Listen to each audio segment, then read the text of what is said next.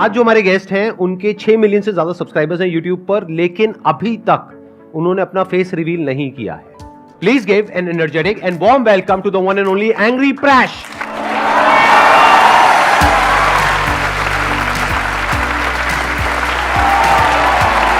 क्या हाल चाल?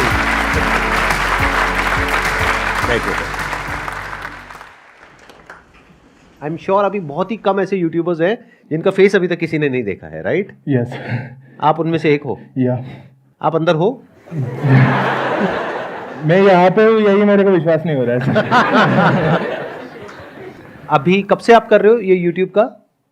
तो मैंने शुरू किया था 2016 में यूट्यूब करना, एंड 2017 में आई स्टार्टेड एंग्री प्रैश। और आपका नाम जो रियल में है that is Prashant, if I am not wrong, right? Yes. तो वहीं से ही प्रैश आया? यस। और इस हेलमेट की क्या कहानी है? ये हेलमेट मतलब ये कहाँ से मिला आपको? तो ऐसा था कि when I was about to reach 1 million subscribers, सबसे पहले तो मुझे सर आपके साथ बैठ के इतना नर्वस लग रहा है। अरे चिल चिल चिल चिल, हाथ मिलाओ हाथ मिलाओ। अरे देखो तो सही। हाँ।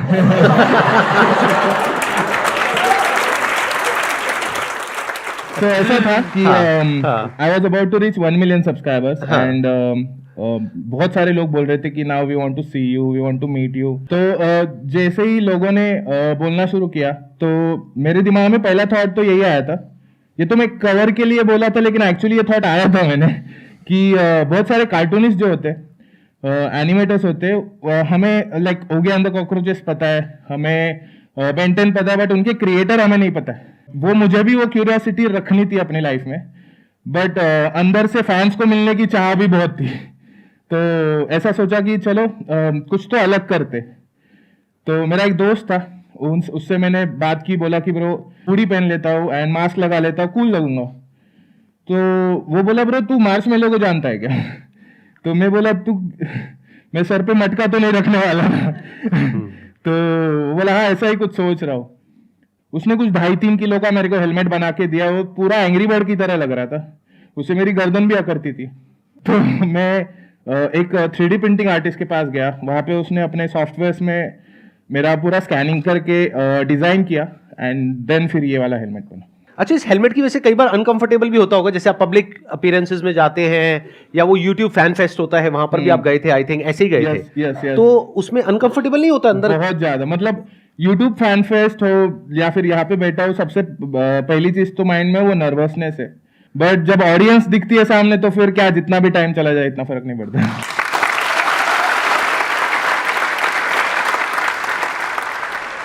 अब बताइए, आप लोगों के माइंड में कुछ क्वेश्चंस आ रहे होंगे जो आप इनसे पूछना चाहते हैं। मेरा जो मेन क्वेश्चन है वो ये है कि ना अभी सोशल मीडिया एक ऐसी चीज़ हो गई है जो लोग फेम के लिए करना चाह रहे हैं, एंड आपके पास ऑलरेडी इतना ह्यूज अमाउंट है सब्सक्राइबर का, एंड ऑडियंस भी है काफ़ी अच्छी, तो आपके मन में कभी ये नहीं आता कि यार मैं भी थोड़ा फेमस हूँ अपना फेस दिखा करके?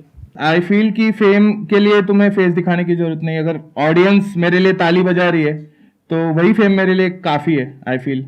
एंड ये जो मास्क है, हेलमेट है, ये कहीं ना कहीं मेरे कैरेक्टर को रिप्रेजेंट करता है, and I want to dedicate my life to these characters and I want to create more. So उस चीज का मेरे को ज्यादा फैसिनेशन है than showing my face and having fame. अगर अभी आप यहाँ पर इस प्लेटफॉर्म पर अपना फेस रिवील करते हो, आई एम जस्ट अज्यूमिंग, वैसे करोगे नहीं, तो उसमें दिक्कत क्या है? मतलब what is the minus point? मैं 2-3 दिन एम्बैरेस रहूंगा और कुछ नहीं सर। क्योंकि ऐसा कुछ प्लान तो नहीं किया था, बट मुझे डर तो था ये चीज का। अच्छा, लेकिन अगर कर दोगे तो कमाल हो जाएगा मेरे हिसाब से। मतलब इससे बड़ा मूवमेंट नहीं हो सकता अगर आप अपना फेस रिवील करना चाहो तो। मतलब आप सोच के देखो ना कि अगर थंबनेल पे लिखा हुआ है एंग्री प्रैश फेस रिवील, कोई भी हो कैसा भी हो, अगर उसको कोई बड़ी चीज करनी तो ये प्लेटफॉर्म बहुत बड़ा है। हाँ। फॉर मी दिस प्लेटफॉर्म बहुत बड़ा है, एंड मैं हैप्पीली कर सकता हूँ वो चीज, बट मैंने अपनी ऑडियंस को ऑलरेडी प्रॉमिस किया है that I will do it later on 10 million. Ram Ram ji सबने, मैं लाखा में एक छोरी सारिका ढाका। तो मुझे आपसे ये पूछना था कि मतलब हम ना अपने आप में कसूते हैं, मतलब हम गणेश उतरे हमें ऐसा लगता है, और राजी भी है, लेकिन समस्या क्या है इन रिश्तेदारों की। तो ये रिश्तेदार हो है ना, वो इस तरह ताने मारा है, कतई जी से चढ़ा हुआ है, मतलब ऐसा है ना, ऐसे बोलते हैं, जैसे मैं एक्सप्लेन करती हूँ आपको कि ए फुलाने की छोरी दिखे, ए बेटी कुछ खा लिया कर, तू तो ऐसी हो रही है ऐसी। तो मतलब आपको भी ऐसे सुनने को मिलता है, रिश्तेदार कहते हैं ए के तू चोच सा लेकर चल रहा है यूं।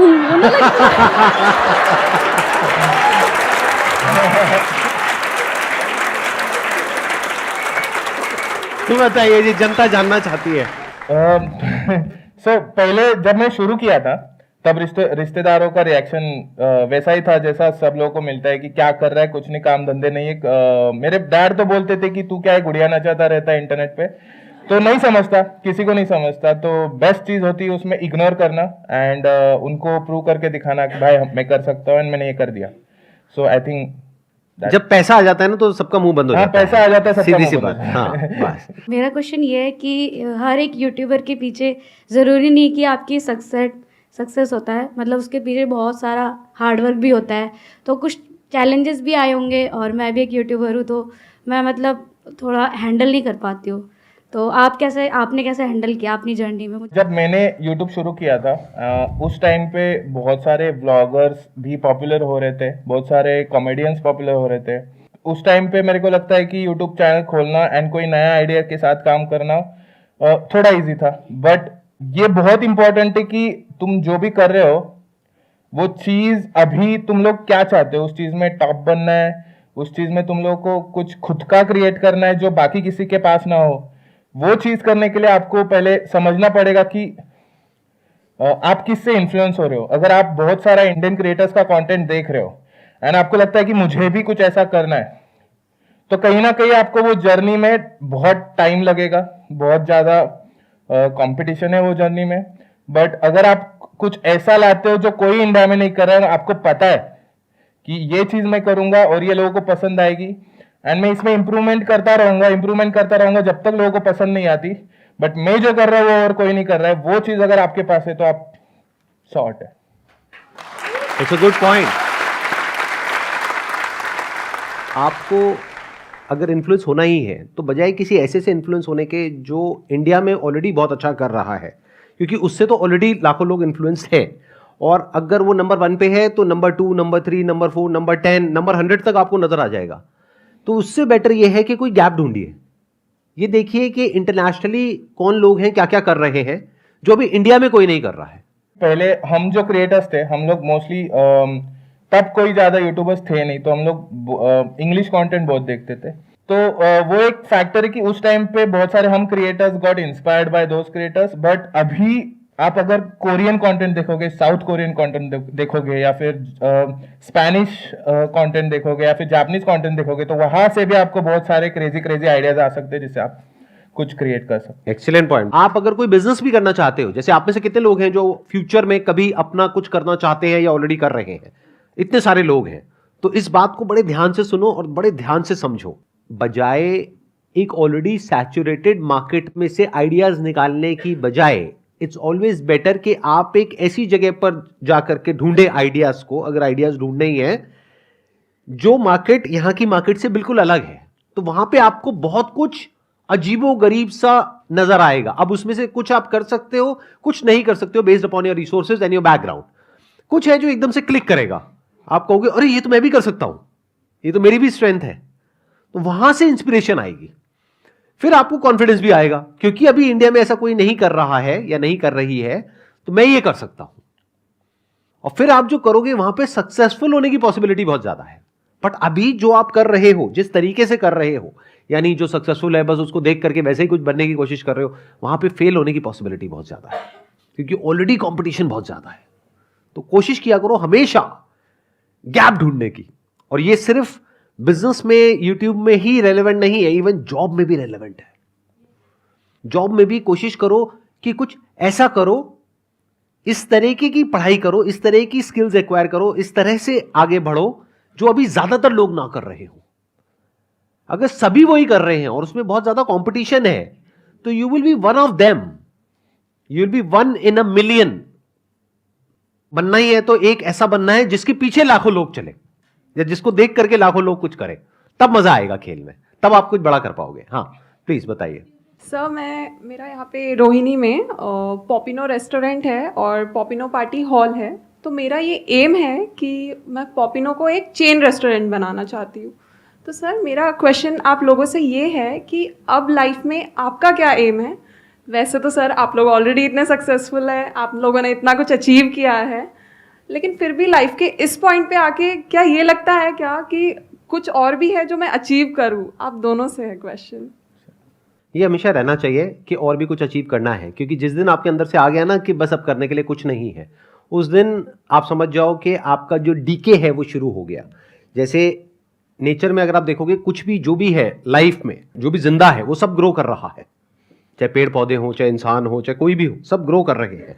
तो you must always keep growing. Growth is not a choice, it's a necessity. क्योंकि अगर अंदर से जिस दिन आपको ये लग गया ना कि अब मैं एज अ पर्सन ग्रो नहीं कर रही हूं, एज एन एंटरप्रेन्योर ग्रो नहीं कर रही हूं, एज अ ये ग्रो नहीं कर रही हूं, एज अ वो ग्रो नहीं कर रही हूं, तो फिर जीने में मजा आना बंद हो जाएगा। तो as far as I am concerned, मैं ये जो काम कर रहा हूं, दैट इज ये जो अभी सेशंस कर रहा हूं, इसमें भी ग्रो कर रहा हूं। आप देखो 1 साल पहले मैं क्या कर रहा था, अभी क्या कर रहा हूं, हो सकता है 1 साल बाद कुछ बिल्कुल ही अलग कर रहा हूंगा। That is one. दूसरा, as far as entrepreneurship is concerned, business is concerned, वहां पर भी मैं बहुत तेजी से ग्रो कर रहा हूं, यानी बहुत कुछ कर रहा हूं अलग अलग तरीकों से। उसके अलावा यहाँ पे तो जो ग्रोथ है वो तो आपको दिख ही रही है। बाकी अगर सब्सक्राइबर्स देख रहे हैं तो आई थिंक वो भी ठीक ठाक ग्रो कर ही रहे हैं। तारीफ करनी चाहिए, मेरे को तो लगता है। ठीक है जी, यू गॉट द आंसर। हाँ, अब आप भी कुछ ऐड करना चाहेंगे प्लीज। नहीं सर, परफेक्ट सर था जो भी आपका सर क्या ने एम है पर आपके यूट्यूब चैनल को, आपको मतलब आगे क्या विजन है आपका? यूट्यूब चैनल तो मुझे ग्रो करना ही है, वो मेन लक्ष्य है मेरा कि इसी में मुझे जो भी मैं कर रहा हूँ इसको मैं और कितना यूनिवर्स की तरह स्प्रेड कर सकूँ, जिसमें मैं अलग अलग कैरेक्टर्स को अलग अलग अपनी जर्नी पे भेज सकूँ एंड फिर उनको वापस मिला सकूँ। ये कुछ तो एक विजन में सोच रहा हूँ। वही मुझे कहीं ना कहीं मेरे स्टूडियो प्रोजेक्ट्स या एंग्री लैंड का जो प्रोजेक्ट है उसमें नॉलेज लेने के लिए मजबूर करती है, and that's what makes me keep growing. आप जब कोई वीडियो अपलोड करते हो तो आप कैसे करते हो, इन द सेंस कि मतलब क्या आप पहले देखते हो कि क्या ट्रेंडिंग टॉपिक्स चल रहे हैं? जैसे कि फॉर एग्जांपल कोई पर्टिकुलर टॉपिक है जो इस वक्त बहुत ज्यादा ट्रेंड में है जी, तो आप उसके ऊपर वीडियो बनाते हो, या फिर अपने अंदर से जो आ रहा है वो कुछ भी करते हो? मतलब कैसे आप देखते हो? सो मोस्टली मेरी प्रायोरिटी रहती है कि जो मुझे करना है मैं उस पर टाइम ज़्यादा स्पेंड करता हूँ, एंड उसको फिगर आउट करने की, राइट करने की, ट्रैश करने का मेरा एक प्रोसीजर रहता है। जो मेरी टीम है वो कहीं ना कहीं ट्रेंडिंग सब्जेक्ट्स एंड वो सब चीज़ों में ज़्यादा इन्वॉल्व है। मैं ज़्यादा सोशल मीडिया पे टाइम स्पेंड नहीं करता। तो जो मेरा अभी रिसेंटली मैंने एक राइटर भी हायर किया है जो मुझे शॉर्ट्स के लिए कॉमेडी वीडियोस बना के, तो he is into the reels and shorts, तो वो उसको बहुत ट्रेंड का पता है। तो वो कभी कभी मेरे पास आता है कि ये ट्रेंड है लेकिन हम लोग इसको एक कुछ तो ट्विस्ट करके ऐसा कुछ तो बना सकते हैं, एंड देन आई डू। क्योंकि अभी ये ग्रोथ वाला पॉइंट चल रहा था ना, तो वहीं से मेरे माइंड में कुछ आइडियाज आ रहे थे कि अगर मैं आपकी जगह होऊंगा तो मैं क्या करूंगा, मतलब क्या क्या किया जा सकता है। जैसे आज की डेट में यूट्यूब पे क्या होता है कि ट्रेंड बड़ी तेजी से चेंज होते हैं, या किसी भी बिजनेस में ट्रेंड बहुत तेजी से चेंज होता है। जरूरी नहीं है आज से 2-3 साल पहले जिस तरह का कंटेंट लोग कंज्यूम कर रहे थे यूट्यूब पे, आज भी वही कर रहे हैं, पूरी तरह से बदल चुका है।